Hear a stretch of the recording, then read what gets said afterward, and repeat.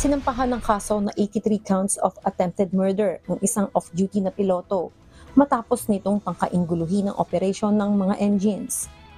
Nakilala ang suspect na si Joseph David Emerson, 44 na taong gulang, isang piloto na sumakay sa cockpit ng Alaska Airlines flight kasama ang captain at first officer. Papunta dapat sa San Francisco ang Alaska Airlines Flight 2059 mula sa Everett, Washington.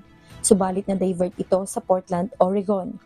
Sa radio communication sa air traffic control, narinig ang isang piloto na nagsabing sinusubukan di umano na suspect na patayin ang mga engine ng eroplano. Napasuko naman ng suspect na walang anumang insidenteng nangyari. Ang iba pang mga pasahero, inakalang isang medical emergency situation ang nangyayari at ang iba walang alam sa insidente.